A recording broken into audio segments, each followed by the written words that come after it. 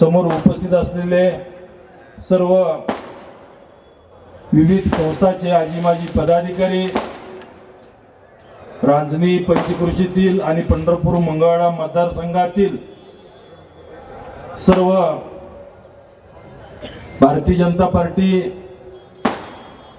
Rashtrawadi, Shiv Sena, RPI, Rayat Kranti व मित्र पक्षाचे सर्व पदाधिकारी, सर्व सदस्य, रांजणी गावातील सर्व ज्येष्ठ मंडळी, उपस्थित तरुण सहकारी आणि या ठिकाणी उपस्थित असलेले सर्व बंधू भगिनी आणि पत्रकार मित्रांनो, आज पोटनिवडणुकीपासून आपण पोटनिवडणुकीमध्ये सर्वांनी मतरूपी आशीर्वाद दिला, प्रेम दिलं. त्या भागाचं, पंढरपूर मंगळवेढा मतदारसंघाचं लोकप्रतिनिधी करण्याची आणि या प्रतिनिधित्व करण्याची संधी मला आपण सगळ्यांनी दिली. आणि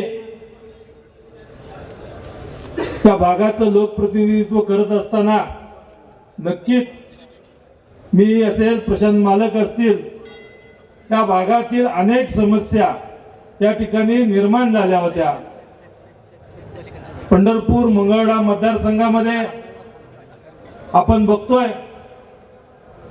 ज्या गोष्टीवरती आतापर्यंत पाण्यावरती अनेक विविध गोष्टीवरती राजकारण करत आतापर्यंत होत गेलं होतं, परंतु त्या सगळ्या गोष्टी आज या ठिकाणी सुरुवात करून, काही पूर्ण करून आज परत दुसऱ्या राजकारणाला, या दुसऱ्या पर्वाच्या राजकारणाला सुरुवात झालेली आहे.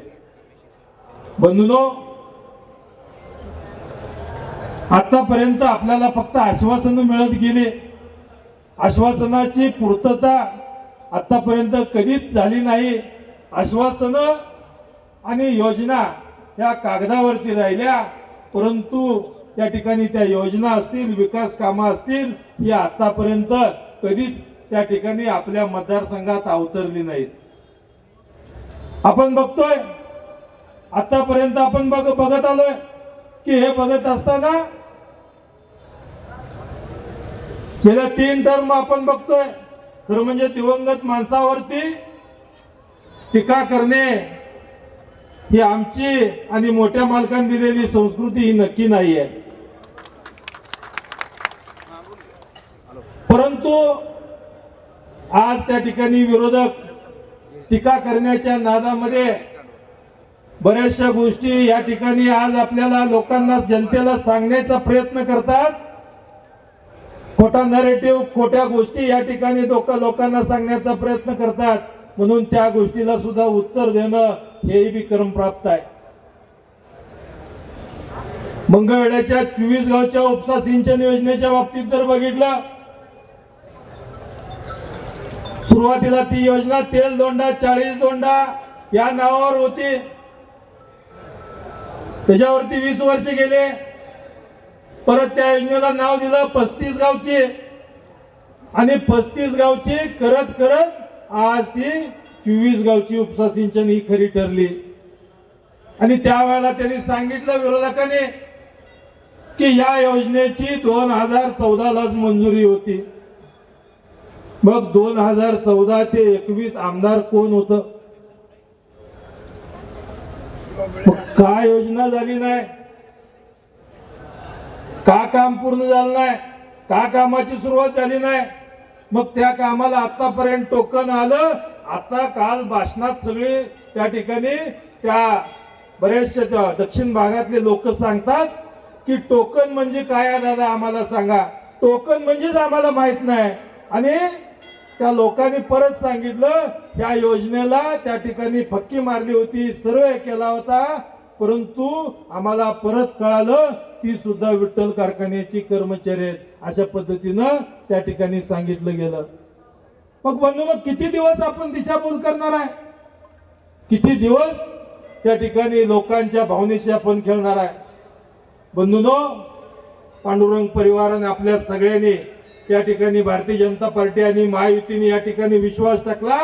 पोट निवडणुकीपासून आतापर्यंत जवळजवळ 3000 कोटीपेक्षा जास्त निधी या मतदारसंघामध्ये आणण्याचं काम आपण केलेलं आहे. बऱ्याचशा पाणी असेल, रस्ते असेल, वीज असेल, या सगळ्या समस्या सोडवण्याचं काम आपण या ठिकाणी करत आहोत. आपल्याला कालावधी 2.5-3 वर्षाचाच मिळाला. एवढ्या कालावधीमध्ये सुद्धा या ठिकाणी आज आपण बघतोय RDSS मधून जवळजवळ 450 कोटी रुपये खर्च करून पंढरपूर मंगळवेढामध्ये मतदारसंघामध्ये ज्या ज्या विजेच्या समस्या आजपर्यंत येतात त्या समस्या येणाऱ्या 20-25 वर्षापर्यंत कधीच समस्या येणार नाहीत अशा पद्धतीची कामं आज त्या ठिकाणी चालू आहेत. बंधूंनो, 9 सबस्टेशन या ठिकाणी आपण नवीन तयार करतोय. 11 सबस्टेशन त्या निमित्तानं जी जुनी आहेत त्याची क्षमता वाढवण्याचं काम आपण या निमित्तानं करतोय. शिवाय ज्या ज्या ठिकाणी कुठं तारा गंजलेले आहेत, पोल कुठं तुटलेले आहेत, अशा ठिकाणचे सुद्धा त्या ठिकाणी केबलिंग बंद करणे, त्या ठिकाणी पोल बदलणे, अशा पद्धतीची कामं या निमित्तानं करतोय. RDSS मधून जवळजवळ आतापर्यंत 400 DP आणि जिल्हा नियोजन मधून 200 DP असे 600 DP खरं म्हणजे या मतदारसंघामध्ये आपण देण्याचं करतोय. बऱ्याचशा गावांना मी गेल्या विचारतोय की या 3 वर्षात DP किती आले आणि मागच्या 10-11 वर्षात 12 वर्षात DP किती आले. त्यावेळेला लोक सांगतात, दादा 10 वर्षात आम्हाला एक सुद्धा DP आला नाही, पण तुमच्या काळात 2 DP आले, 3 DP आले, एक छोटं गाव असलं तरी 1 DP तरी आला, अशा पद्धतीचं त्या ठिकाणी सांगितलं जातंय.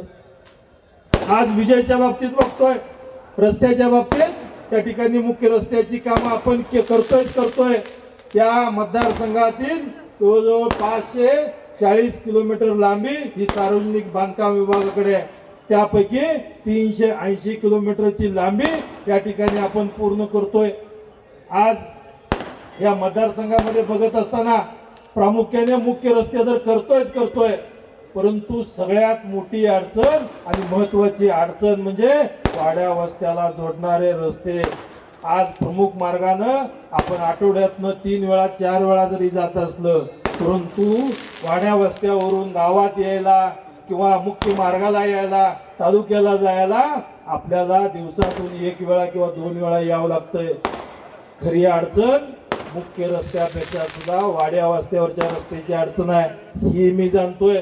बऱ्याचशा ठिकाणी गेल्यानंतर त्या ठिकाणी सांगितलं जात आहे की शिरगावला गेल्यानंतर त्याही ठिकाणी सांगितलं 10 लाख रुपये त्या रस्त्याला आपण दिलेले, पण 10 लाखाची कमाल म्हणजे आज त्या ठिकाणी 10 लाखामध्ये आज आपण बघतोय की त्या ज्या फळबाग आहेत त्या डाळिंबाचं पीक त्या ठिकाणी पहिल्यांदा बैलगाडीत घालायचं, डाळिंब काढायचे, बैलगाडीत घालायचं, कॅनलला न्यायचे आणि कॅनल मधनं टमटम मधनं घ्यायचे आणि त्या ठिकाणी मुख्य रस्त्याला जाऊन त्या ठिकाणी त्या टेम्पो मध्ये टाकायचं.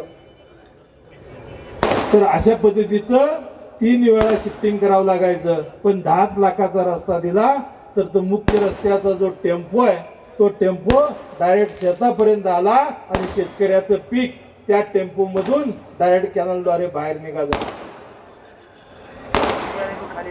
बऱ्याचशा ठिकाणी गेल्यानंतर सांगितलं जातं कॉलेजला, म्हणजे लोकांना पाऊस हवासा वाटतोय, परंतु पाऊस जर पडला तर हे चिखलातले वाड्या वस्त्यावरचे रस्ते, त्या ठिकाणी कॉलेजला जाणाऱ्या मुलांची अपघात, शाळेला जाणाऱ्या मुलांची अपघात, मोठा पाऊस झाला तर शाळेला कॉलेजला बुट्टी मारायची वेळ येते विद्यार्थ्यावर सुद्धा.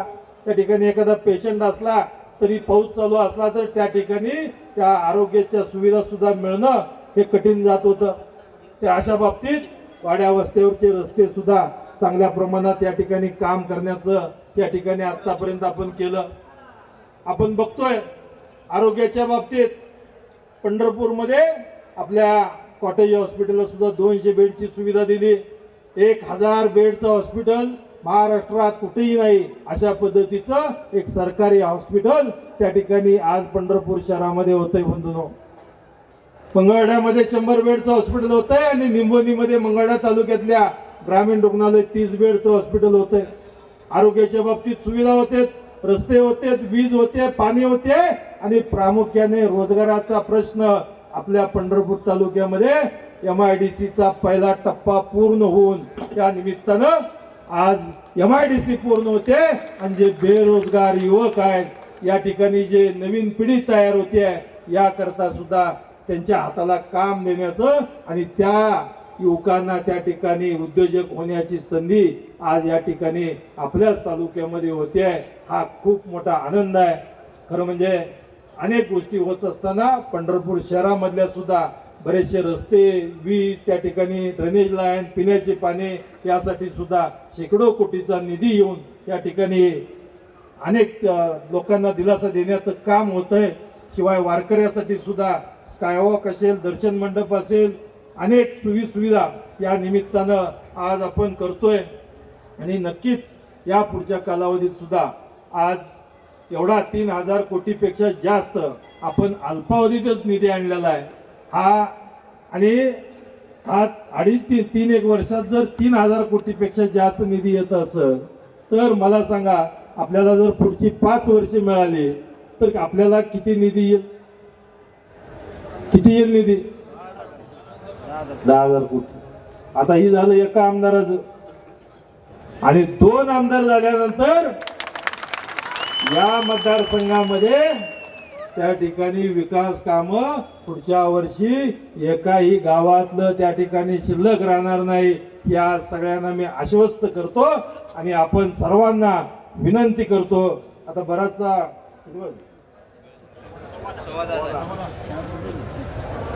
तर यानंतर आता थोडस टाइम अभावी मी त्या ठिकाणी उरक्त घेतो आणि आज सगळ्यांना परत एकदा पंढरपूर मंगळवेढा मतदारसंघातील सर्व जनतेला नम्रपणे आवाहन करतो, नम्रपणे विनंती करतो की आपण या पंढरपूर मंगळवेढा मतदारसंघातील जो राहिलेला विकास आहे हा विकास आपण पूर्ण करण्याकरता आपण सर्वांनी या ठिकाणी येणाऱ्या 20 तारखेला भारतीय जनता पार्टी कमळाचं चिन्ह आहे, भारतीय जनता पार्टी आणि महायुतीच्या आपल्या पक्षाचं कमळाचं चिन्ह आहे. आपण येणाऱ्या 20 तारखेला कमळाच्या चिन्हासमोरील बटन दाबून भरघोस मताने निवडून द्यावं ही सगळ्यांना विनंती करतो आणि थांबतो आणि यानंतर प्रशांत मालक परिचारक साहेबांना विनंती करतो त्यांनी संबोधित व्हावं.